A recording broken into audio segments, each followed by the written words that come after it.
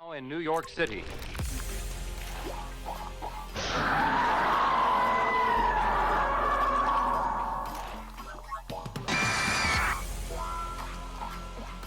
Monster 01 and 02, commence the attack.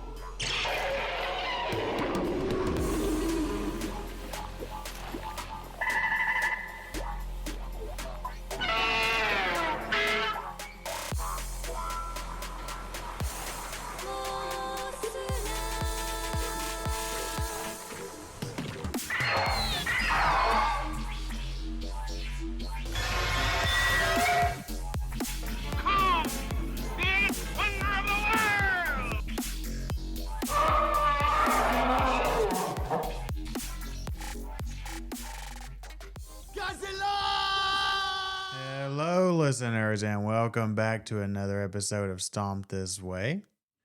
How you doing today, Andrew? I'm doing all right. How you doing? Having a good New Year so far? Oh, yeah, you know it. Today's January 2nd. Hope everyone had a good New Year. Fun New Year. Didn't do anything too wild. Like watch Crocodile. But, yeah. And that's the film we're here to review. Yeah. Crocodile.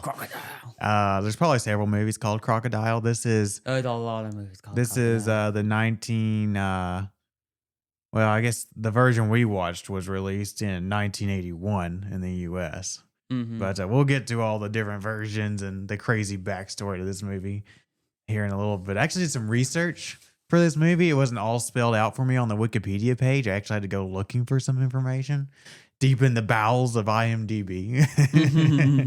But so yay, look at me. But this movie does have several alternate titles. Yeah, the French called it The Jaws of Death. In Brazil, it was called Crocodile Assassin. In Canada, it was called Crocodile, The Jaws of Terror. German, The Horror Alligator, The Final Chapter. In Japan, they called it Bloody Destroyer. There's a lot of blood in the movie. Huh? Yeah. In Mexico, it was called The Crocodile Attack. And the international cut was simply called Giant Crocodile. But yeah. How many alligator/crocodile movies have we done on this podcast? We did Lake Placid. I think they were all alligator movies. We did Lake Placid. We did Alligator 1 and 2. Is that it? I think that's it. Just 3. So this will be the fourth alligator/crocodile movie we've done. Yeah. Well, a little fun. This is the first crocodile movie. This is the first crocodile movie I think we've done. So yeah, there we go. Anyway, production trivia. So I had to do a little bit of digging. So it turns out this is an edited version of a 1978, I think, Thai-South Korean co-production made in Thailand, I think financed by a South Korean film company called Crocodile Fangs. And then it was re-edited by the credited director on this, who is Sampote Sands. He re-edited it and released an international cut. He's the credited director. I think there was actually an American director. I think he was more of a producer. There was an American director called Dick Randall that actually came in and filmed some scenes for it and things like that. But they released an international cut in 1980.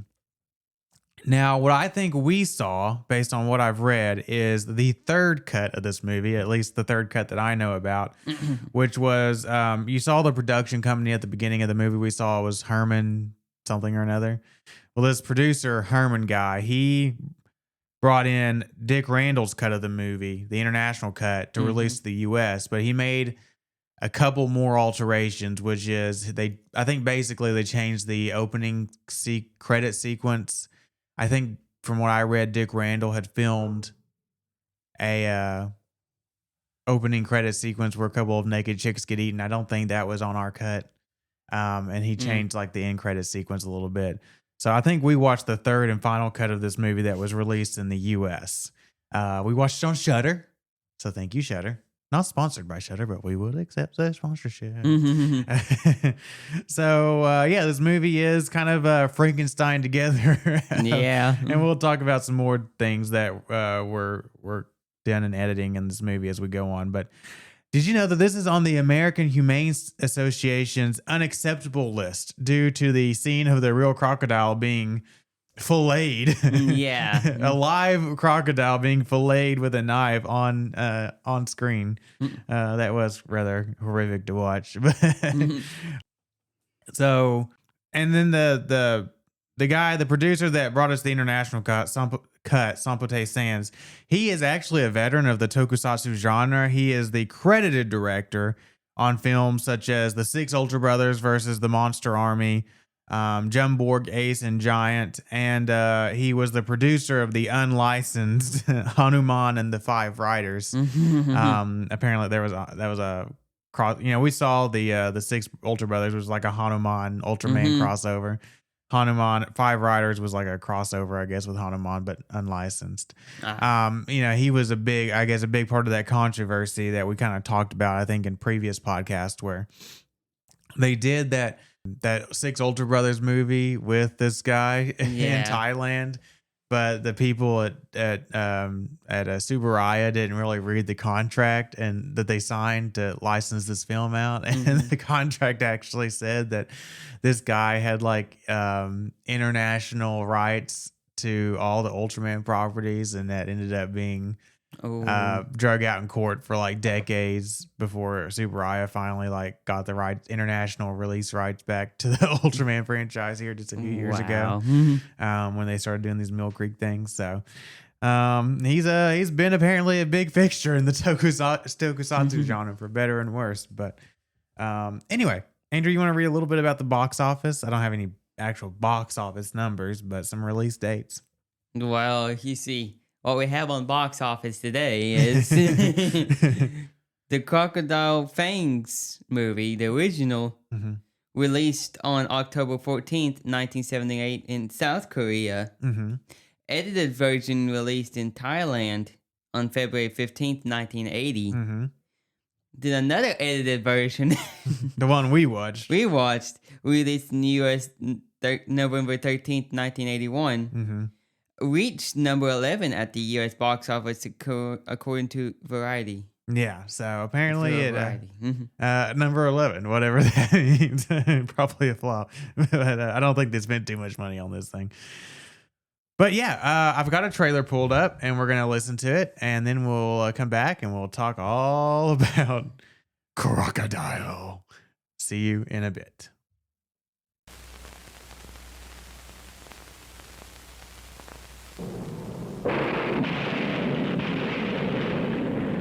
Nature on the rampage. An awesome sight, striking terror into every living thing. For when nature rebels against human forces, defying her laws, she strikes back with unbelievable fury.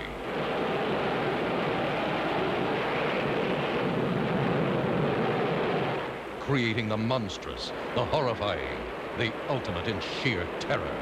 Crocodile, a beast of staggering size. A savage killer, destroying everything in its path. Crocodile.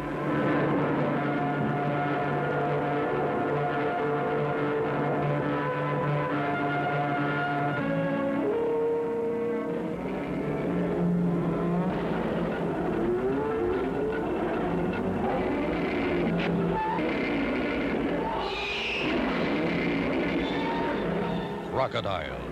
Wherever it goes, it leaves a trail of blood and broken bodies.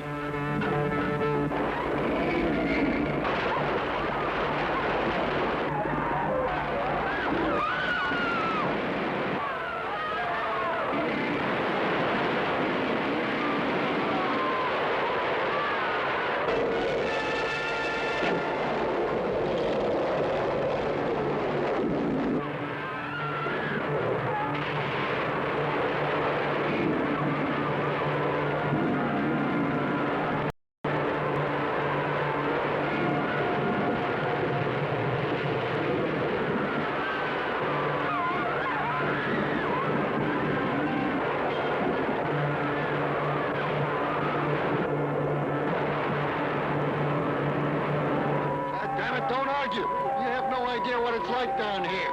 I want all the ambulances you can get. Can you imagine the size of that beast? He destroyed an entire village as if it were a toy. Crocodile.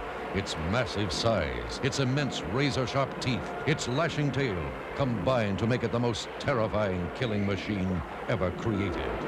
Let your imagination run wild to the most terrifying creature on Earth, and then go beyond it to Crocodile.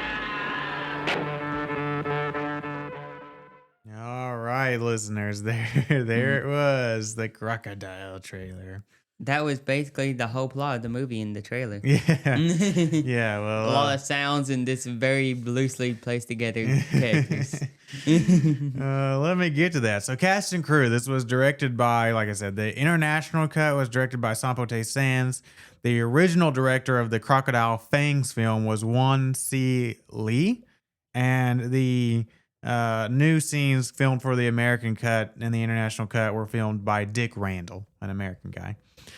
And then the next two things are they don't have credited writers for the international and American cuts, but the original credited writers on the original film were Soo Jung Yo and Yo Yu, and music by Min Sum Jung. I'm butchering these names, by the way. Oh yeah, and those all sound Korean. So I think most of those people that worked on the original, the crew was Korean. Again, I think it was filmed in Thailand. But and then starring, these are Thai names, so I'm really gonna mess these up. Nard Puwane, Ni Ten, and then it says it stars Angela Wells, Kirk Warren, and then Min Woo, and then Robert Chan. Although I don't know who in the film would have been Angela Wells and Kirk Warren. Maybe they were Asian-born Americans that got some scenes filmed, but maybe I don't know. Anyway, this is the shortest plot summary I've written in a long time, folks. Yeah, so it's you're barely welcome. even 2 paragraphs. I know. After a typhoon wreaks havoc on a small island off the coast of Thailand, a giant crocodile finds its way to a beach on the mainland. 2 doctors, Tony and John, are on vacation at said beach with their families. Their families are promptly eaten. Tony and John set out on a quest to destroy the monster that killed their loved ones. After the crocodile destroys a couple of fishing villages, Tony and John hire boat captain Tanaka to take them out on the sea to kill the reptile. They are joined by reporter Peter, who shows up unannounced and forces his way on board. When the crocodile finally shows, Tanaka and John are killed. Peter straps dynamite to himself and swims into the croc's jaws, and the resulting explosion blows up the croc and the boat, presumably killing the creature along with Peter and Tony. And everybody else died too. And so everybody dies. Everybody dies. Everybody dies. Yeah, so. But they killed the gator. They killed the crocodile. The crocodile. They're different. I will probably refer to it to an alligator a few times before this podcast is over. But yeah, so, I didn't have much expectations going in. I figured this was going to be a cheap affair. I will say there are some WTF moments in this movie. Like, why did they even film that? Why? It opens up. So from what I've read, this opening scene with they call it a hurricane. I think in the Eastern Hemisphere, they're called typhoons, but whatever. This typhoon destroying this island. Actually a pretty neat little model set. I mean, you can tell it's a model set in the wide shots, but a pretty neat little model set. I also have read, from what I've read, it was taken from another movie. They didn't actually film this for this movie, which makes a lot of sense when you see the rest of the movie's budget. Yeah. But I don't know what this opening is supposed to signify other than we have some intercut shots of some like a crocodile nest, I guess, getting torn up and some baby crocodiles falling into the water or something. So I don't know if we're to infer that this crocodile was living on this island and now its habitat was disturbed, so that's why it goes to the mainland, Or later, after we see what happens later in the movie, are we supposed to infer that this crocodile caused this typhoon and destroyed this village? I'm not entirely sure. Not entirely sure about that. I thought for most of the movie that the inference was that this typhoon, you know, from some dialogue we'll get later, maybe nuclear charged typhoon disrupted the habitat of this alligator, maybe mutated it somehow, and that's why. But I'm not entirely radiation sure. from the atmosphere or something. Yeah, I don't know, but yeah. So then we cut and we meet our two main characters. In this cut of the movie, they're called Tony and John. God knows what their names were originally, but Tony and John. They're both doctors. This first scene is filmed like something straight out of like a medical soap opera. Oh my god! And they're sitting around a table, and I think it's Tony is married with the daughter, right? Yeah. And John is engaged to this other girl, and their names are like Ashley and something. And the whole like Tony's wife goes into if you get married to a doctor, get ready to be abandoned because they're married to their work. And then there's a big, just like a soap opera, there's a big argument and somebody storms off. And then like, I'll be there in a moment. The hospital calls, and he's like, I'll be there in a minute. And then he's like, I'm sorry, baby. But baby. We're gonna have to. But she wants to go on a weekend vacation, which is what we're trying to get to. And after they have some scenes at the hospital where they're taking on the patients, I guess, even though he already read about this island disaster in the newspaper. So apparently it happened like, at least a day ago since the newspaper's been printed. But they're just now taking on patients from the disaster. It was the overflow. I guess the other hospital had to transfer them. Okay, I'll take that. But, we see that happening and they're like, what happened to these people, blah, blah, blah. But then they're going to go on a weekend vacation to the beach. And again, there's just some stuff and I know some cultural differences too probably play into this, but it's also just a cheap movie. But we have them like an extended sequence of them playing at the beach. There's a lot of runtime padding in this movie. A lot of scenes that just go on too long. A lot of shots that linger way past their expiration date. And it starts here with this beach scene. It really started in the opening scene. That typhoon went on forever. But really this beach scene where we just get endless shots of them playing at the beach and swimming and running. And then at one point we also got that long shot of them sailing to the beach. Oh yeah, they were sailing and then they had that long sequence of her like, I need sunscreen on my shoulder. Oh yeah. And the sunburn thing. Did we get the scene of the old lady getting eaten? Did that come before the families got eaten or after the families got eaten? That was after. That was a little bit further in the movie. Okay, so at one point, I think it's Tony and his wife, I guess, go up to the hotel room to have sex. And they just left the little girl floating in the ocean by herself. And then the mom comes back down later and is like screaming the little girl's name and like waiting out in the water looking for her. And her little floaty pops up, but she's not in it. And I'm really disappointed that the little girl got eaten and it was off screen. And this is where we know that we're in trouble because they do the kind of, this movie obviously was made because Jaws was a big hit. And so South Korea and Thailand wanted to make their, get in on the action and make their little creature feature movie.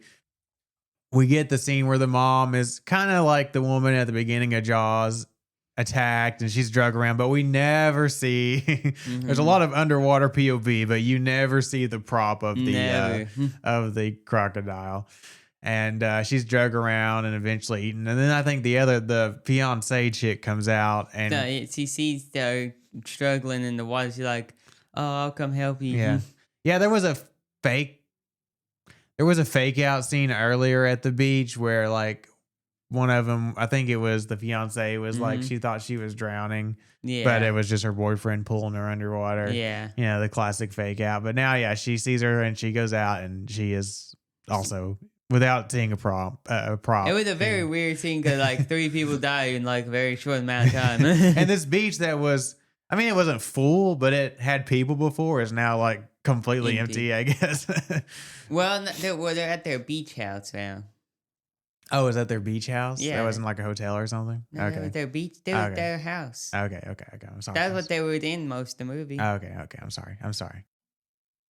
Anyway, so then the first responders show up, and I guess they find. I don't think they ever find the wife and daughter's bodies. They find the fiance's body. The fiance's body, and we don't see it, but we're to presume that it's pretty mangled. Mm-hmm. And now Tony and John are single and very sad. And so then we spend a bunch of the movie of Tony and John like Tony like quits the hospital, but still goes to the morgue and like studies the remains, I guess, to try to figure out what killed them. And he was studying all this stuff. First the reporters are like, is it a shark?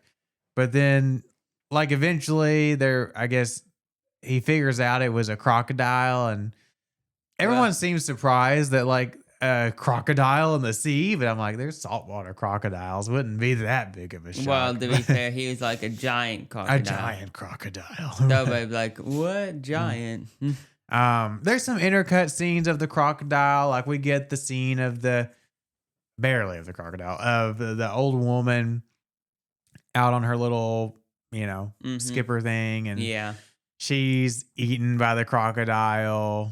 We get a scene. I think one of the changes they made in the movie is that the scene that comes like way towards the end of the movie of the buffaloes getting eaten by the crocodile was actually in the original cut. Like I think right after the beach scene, which would have made a lot more sense because it's kind of a weird scene to put towards the end of the movie as you're trying to like, ramp everything up. It seems like more of a scene like that would come towards the beginning when he's eating livestock and not people. But we get that scene. There's a scene at some point, I think, there's a scene at some point of some people on a boat, some women on a boat or something that get eaten, where you see like the red flashlights underwater that are supposed to be the eyes, and they get eaten. And then there's, then we get the scenes of like, we're going along, and I'm kind of wondering like how big is this crocodile supposed to be, because the scale is all over the place. And then you get the first scene, but then we get with the shopping center, the village, like the fishing village scene. Yeah. Which apparently, from what I read, another change that was made, apparently this, in the original cut, this was one long scene. They've cut it into 2 different village attack scenes. Yeah, one was supposed to be a village and one's supposed to be like a marketplace, I think. Well, I think I mean, obviously they have these little villages on the river, and there's like where they sell the fish and everything. But anyway, they cut it into 2 different scenes in this movie. I think originally it was one long cut, but they're both still pretty long. Where, then this crocodile comes in, and I'm thinking, okay, it's like maybe like a 25 or 30 foot crocodile is what they're trying to tell us. But then it's actually like kaiju size. With the first tail, when you first see the tail, it's like mega big, destroying buildings. Which we knew, like, the scene at night where the girls got knocked off the boat and it got eaten or whatever came before this. And there was a quick shot of the prop where one of the girls got eaten, and like the head was huge, like she fit in his, like her whole body fit in his mouth. But I was like, this movie's cheap. I don't know if they like really intend for it to be that big. But then you see the tail, and it's like knocking over these whole like rows of huts, and like his mere presence brings upon like a typhoon. And I guess when he opens his mouth, like it causes a whirlpool, and all these people are falling into the river. And again, it's a very bloody movie. Like all these people, we're supposed to be inferring, I guess, that they're getting bitten underneath the water, and they're all spitting up red blood. And, the water is, so powerful, it's like tearing them apart. And then like you see in the typhoon, like all the like little dolls, like they're supposed to be their bodies, like been sucked in. And then he spews out the water back out, and blood just goes everywhere. Blood, the whole river turns bloody red, and it's like, whoa, not what I was expecting, but okay. Wow. And there is one like, and maybe probably taken from a different, like, I kind of suspect all the stuff that looks good was taken from a different movie, but Yeah. there is one scene of a guy underwater where his legs get bitten off, and like I guess it was like makeup effects on his like stumpy legs is actually pretty good. Yeah. And I was like, that was pretty impressive shot. But yeah, so that happens, and you're like, oh, we're in a different movie than I thought. But oh, there's also a scene. Well, first of all, there is some uncomfortable child nudity in this movie. Only one scene. Well, there's a few scenes. Well, first it starts back towards the beginning of the movie, where when they're all their families and they're all at the beach or whatever, and they go into the house or whatever, and he Tony undresses his daughter to get ready for bed, and like she's little, she's like, I don't know, 6 or 7, and like thank God they don't take her panties off, and it's shot from the back, so you don't see her, which her boobs are obviously not developed or anything, but it's just the way he like unstrips her. Like, why do you need to film that? That's a lot of weird Thai movies. And I know, like, culturally, again, like, you know, they don't think about nudity like the same way that we do. It's just like a totally useless scene. And really, I was wondering, why did they leave that in the U.S. cut of the movie? That just seems like it serves no purpose to the movie, I guess, other than to show that he's supposed to be like a really good dad, father. Which there's also a funny scene later where I guess she left him like a recording on a I don't know if it was like a voicemail on a tape or like it's some kind of voice recording where she's like, "Don't forget to buy me a new swimsuit and new floaty, daddy." You'd call the phone the voice message machine. Yeah. But it is their fault that she's dead. They went and had sex and left her unsupervised in the water. But whatever.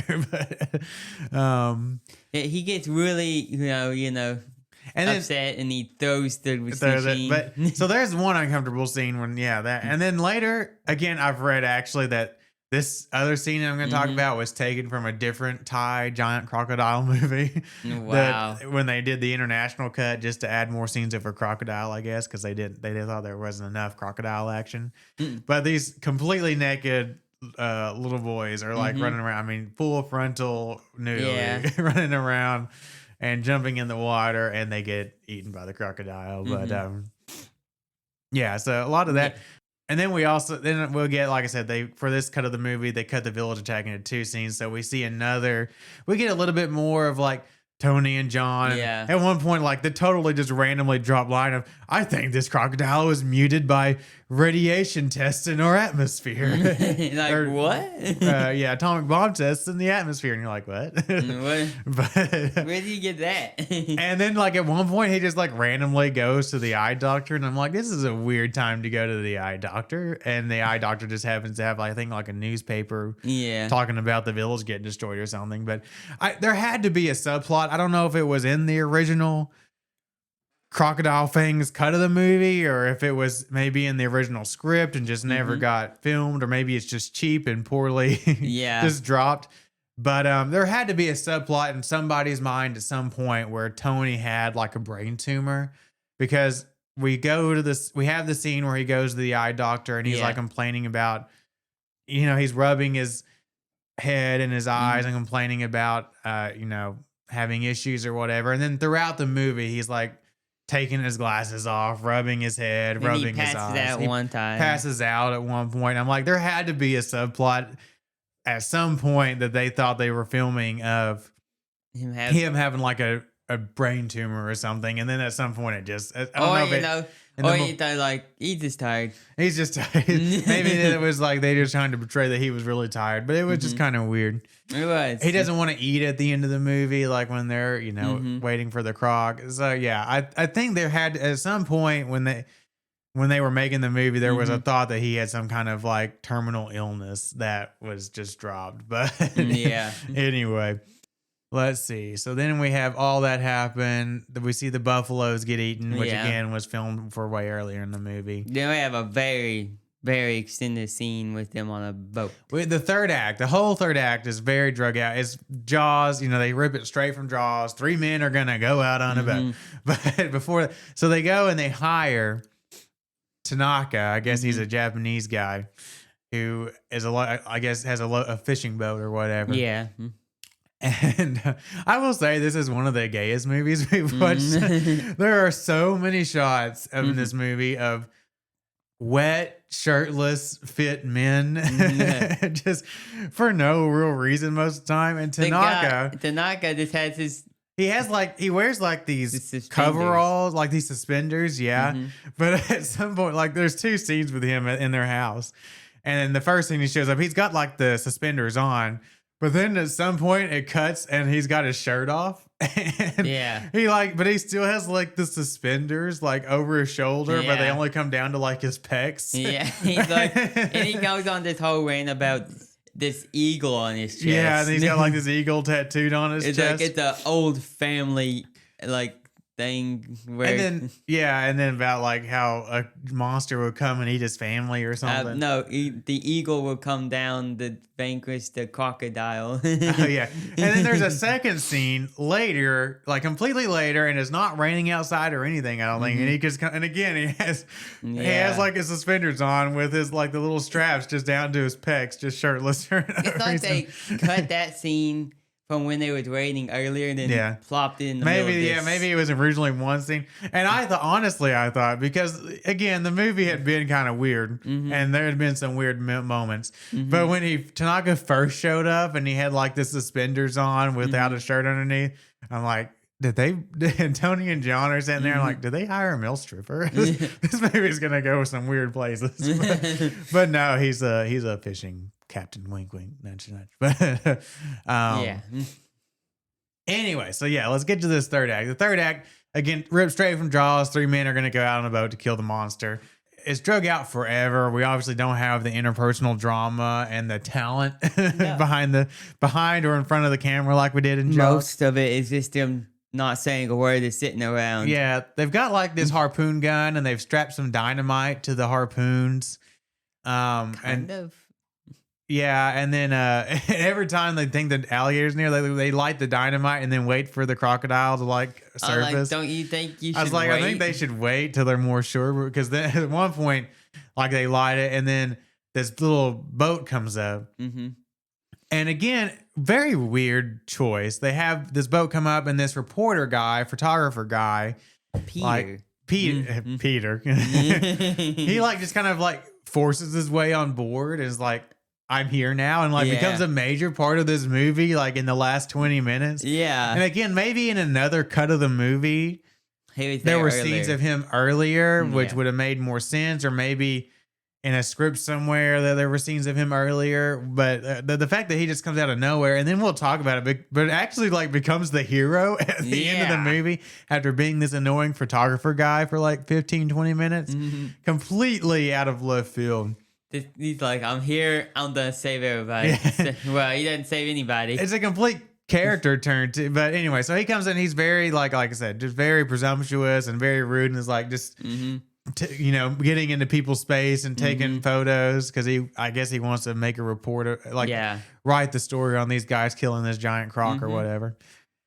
But yeah, it's just a lot of sitting around and waiting for the croc to show up, and then finally we get to night and everybody falls asleep at night because they're all irresponsible. And Tanaka's gonna be drinking a lot. Yeah, Tanaka's been drinking a lot. And then the croc finally shows up, knocks the boat around a little bit, eats Tanaka, then goes away again, and then it's daylight. There was that cheesy scene where he jumped over the boat. We'll talk about effects later, but yeah, there's some really bad like model and live alligator work that we'll talk. They did not have the money for the giant alligator, or giant crocodile, and again I have the sneaking suspicion that the scenes that did look okay-ish probably were mostly ripped from different movies, different crocodile movies, or different disaster movies, or if it was a croc, and they might have got an alligator movie and be like, look good enough like a crocodile. Close enough. Some of the live animals that we see, I'm pretty sure are alligators. But anyway, But then, okay, so then it goes away, but then it comes back when it's daylight again and attacks. And this time they get a couple of shots in on it and wound it. And you think the movie's over, we've won, but just kidding, it's not dead. Yeah. And it attacks again and it knocks John off the boat. Yeah. And eats John. And then, and then the boat starting, just again, very similar to Jaws, and damages the boat. I thought we were going to do just a straight up Jaws ending where he gets on like the mast, the top of the mast, and like shoots it or something. But for no real, like there was a shot of Peter like has his roll of film with all like the glory shots on it. And he's like, I can't lose this. Immediately he gets knocked overboard and he loses it. He tied and then it to he his like life vest. Yeah, he like straps a bunch of dynamite on himself, lights it, jumps to the water. I'm pretty sure that would put out the fuse, but whatever. And then he swims into the crocodile's maw, gets eaten, and then he blows up the crocodile, and it looks like it blows up. I thought, okay, well, Tony's going to be our only survivor then, right? Yeah. It blows up the ship, and we never see Tony again. I think there is a floating body we see, but we can't see who it is. And I'm like, and then there's like a quick shot of another boat coming back, and then it cuts to the end. I'm like, so Tony died too? Everybody died. It was a really abrupt ending, but okay. Now I did read that was filmed for the international cut. The scene of Peter strapping the dynamite to himself and jumping in. I guess they got that actor back somehow. The Dick Randall guy did to do that, because the original ending on the original film, which makes a lot more sense for the movie that we were watching, is Tony just like gets a stick of dynamite and probably was just a straight Jaws ripoff, I guess, on the top of that mast, like throws a stick of dynamite into the mouth of the crocodile and kills it, which would have, again, been a lot more sensible. Why Peter all of a sudden turns into a macho hero at the end, a guy that, again, hadn't shown up until like 15 minutes or left in the movie and becomes the hero of the movie, is like totally like, what are we even watching anymore? But you know. But then the movie ends, and probably everybody died in the original cut too, though. I would imagine, again, in the original cut, I feel like Tony had to have some kind of terminal disease. So I don't know exactly how they pulled off that ending. Maybe we should find that original cut and watch it. I think that's probably almost impossible. I don't know. Yeah, we might. I don't know how hard it would be to get a hold of, but yeah, that's the movie. Again, like, it's 92 minutes. This cut is. So it's not overly long. I never really got, I mean, towards the end, I did get bored on the boat because it's like, okay, like, let's get it.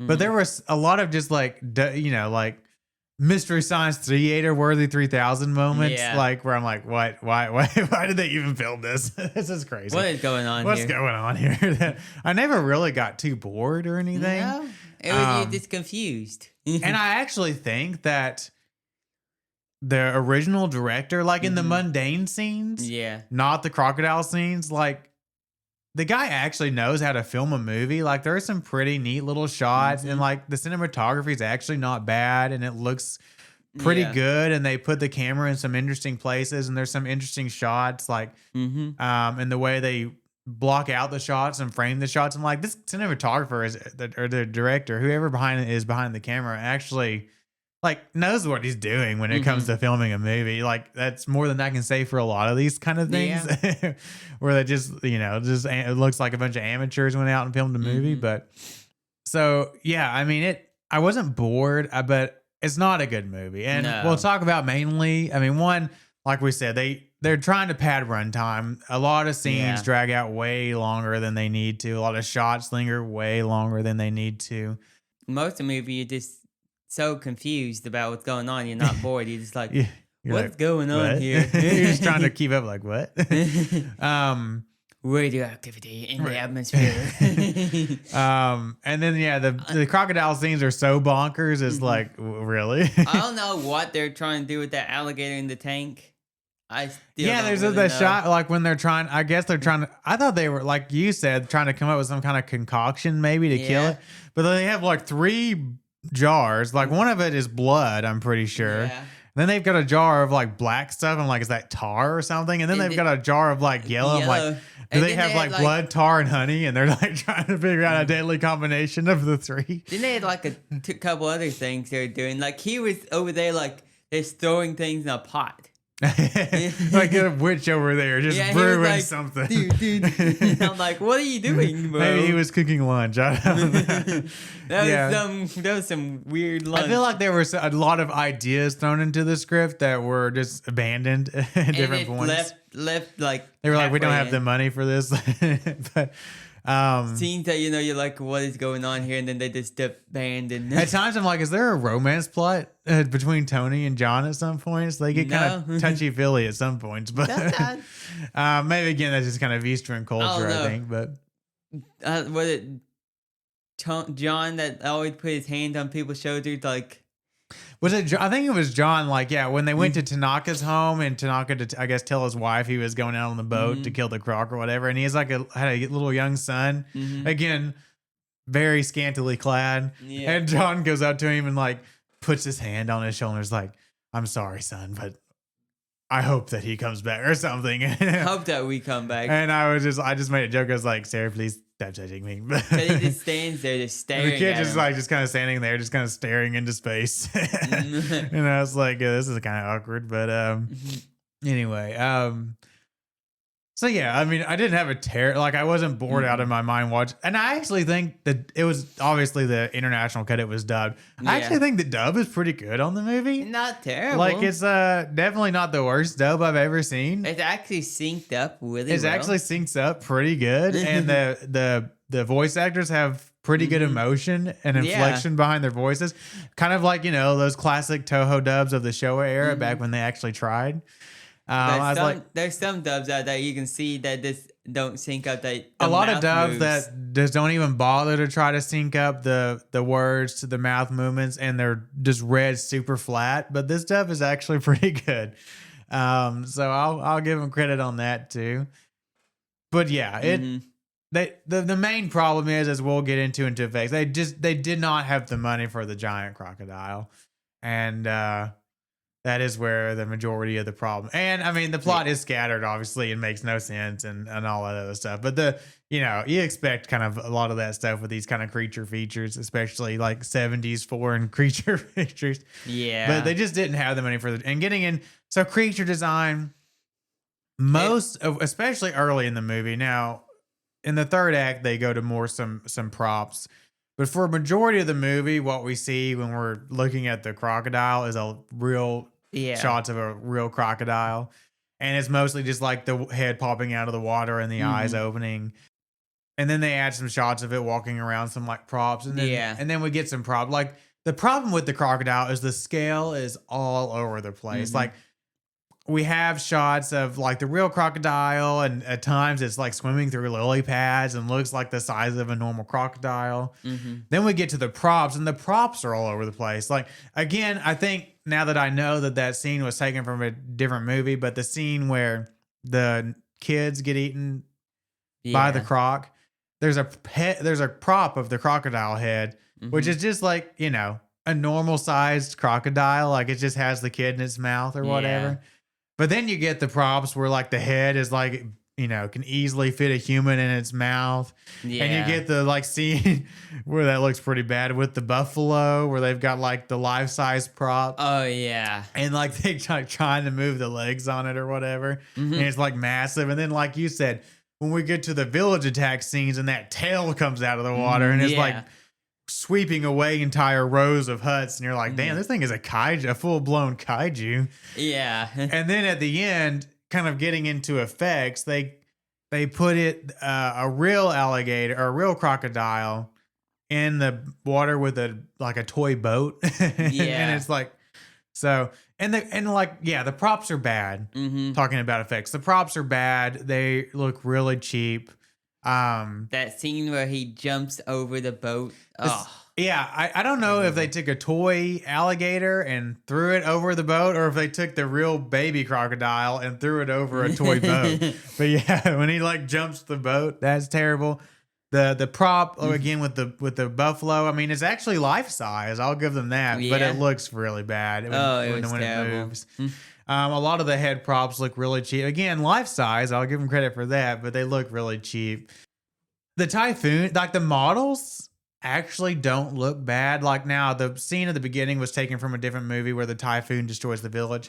I think that the village destruction scenes were filmed for this movie, and those little series of huts Yeah. along the river don't look bad. I mean, it's To be fair, you don't see much of them before they get destroyed, Yeah. so you can't critique them. I mean, it's taken, and I'm kind of having fun with it because it's taken me back to some of those like late Showa era Yeah. Godzilla and like kaiju movies where they didn't have the budget of the earlier movies to build these giant cityscapes.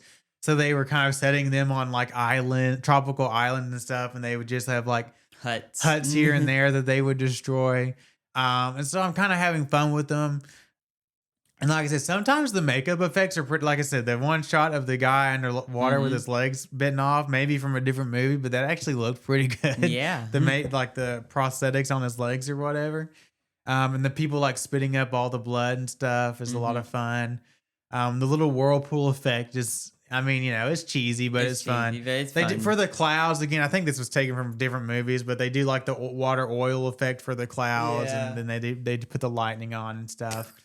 So all that, and they have like the actual like again from a different movie, I'm pretty sure, but the Typhoon, but the water funnel with the tornado over the water. Yeah, the Oh my god, what is that thing called? I just drew a total blank. The anyway, but you know what I'm talking about, and Yeah. it goes up, and that was pretty neat. It was just a funnel that they filmed upside down, but so yeah. So I mean, there were some. I mean, they're all cheesy, but there were some effects I had fun with, and some that were just downright bad. Mm-hmm. And then score, it's kind of all over the place.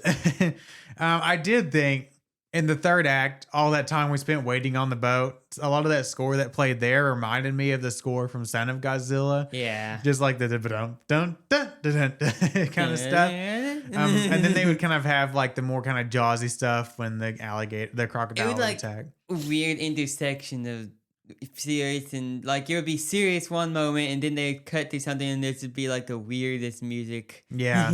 Yeah, it was kind of all over the map.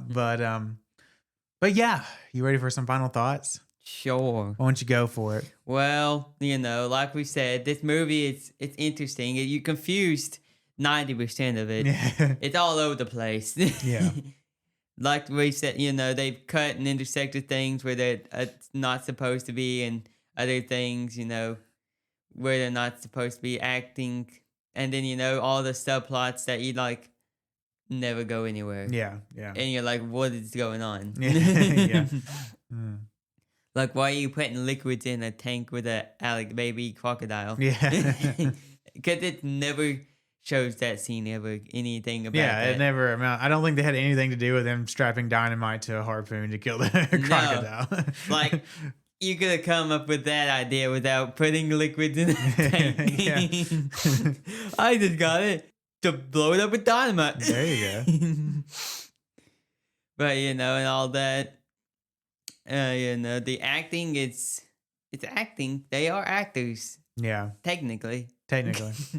The voice acting isn't bad. Yeah. They actually tried to sync up and try to actually do decent work on it. Yeah, yeah.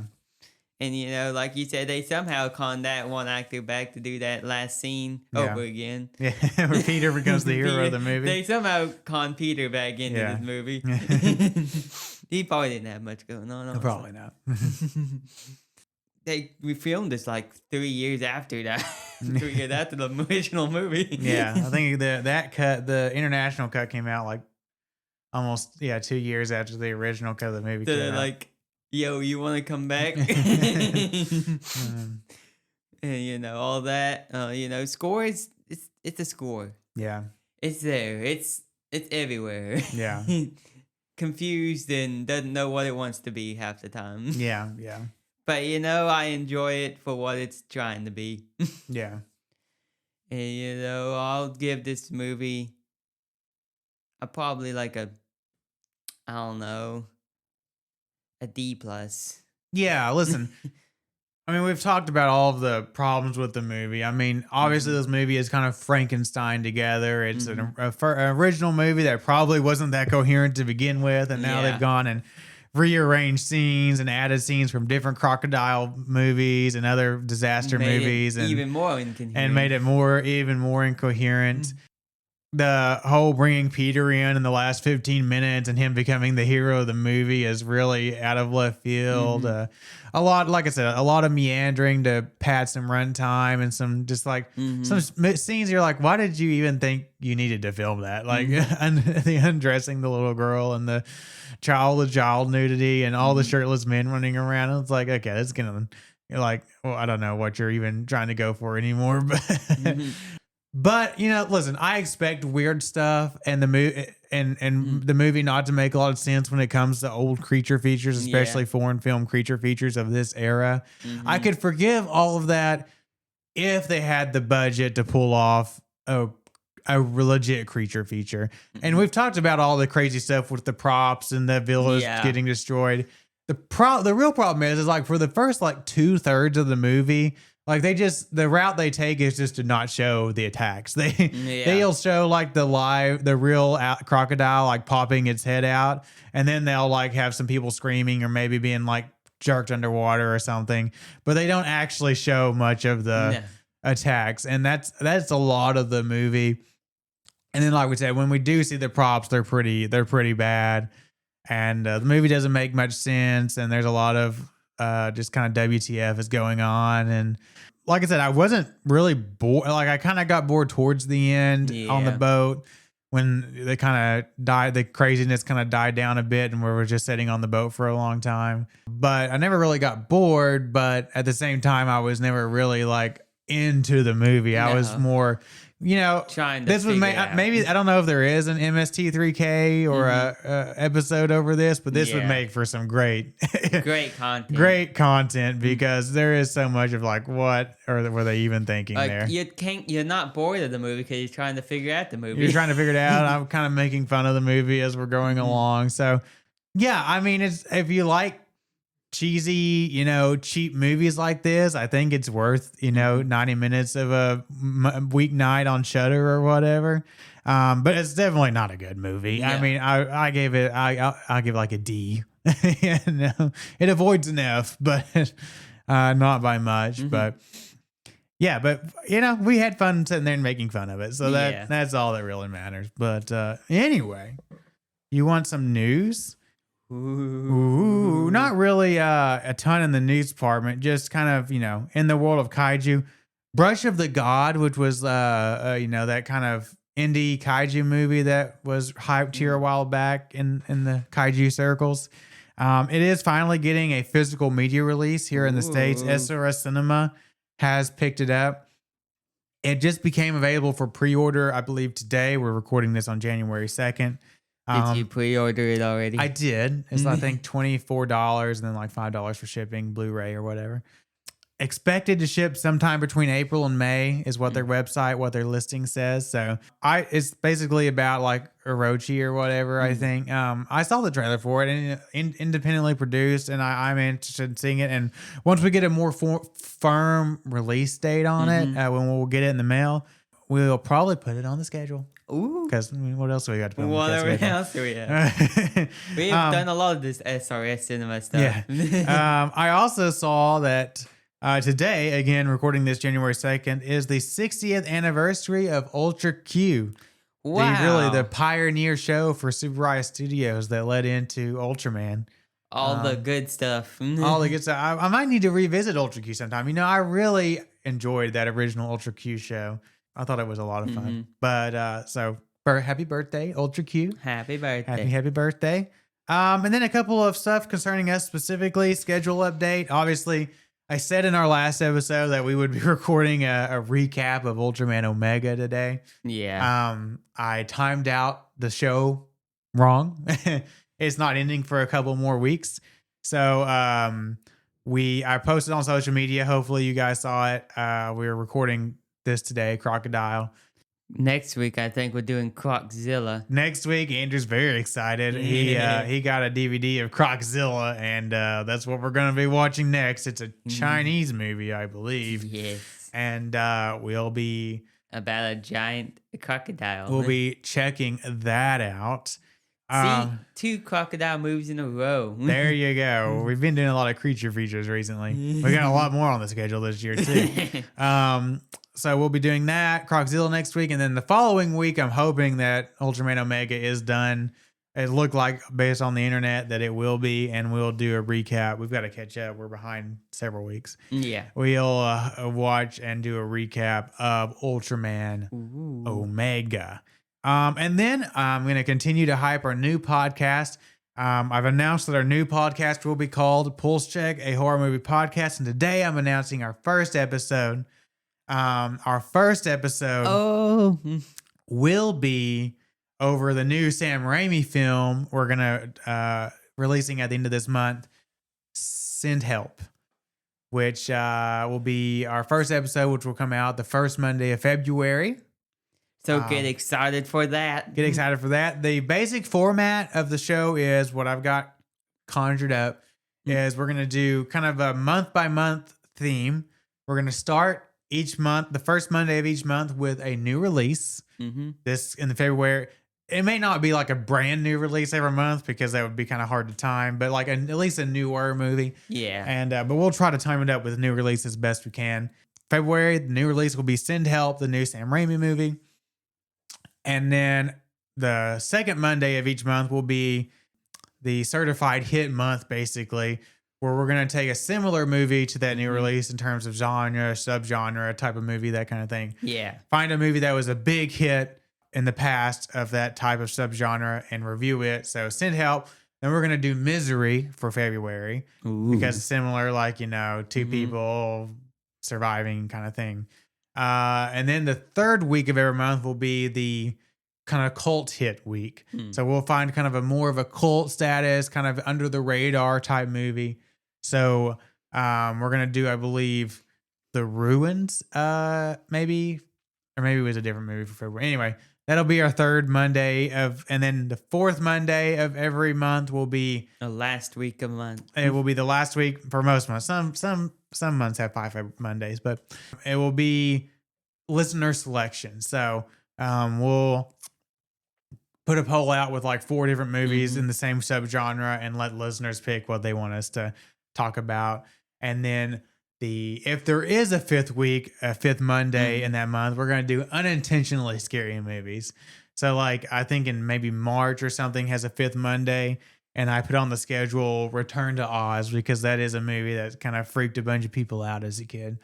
So we'll do that. And then we're basically, what the format of the show is we're going to do a scorecard on each movie and basically rank, you know, horror categories out of 10. So like jump scares, 1 to 10, atmosphere 1 to 10, kills 1 to 10, things like that. And then we're going to total up our scores at the end and give it a grade. Like we've got, I think, 4 verdicts. We've got flatline, which means that it's not scary at all. Pulse detected, which means it's a little scary.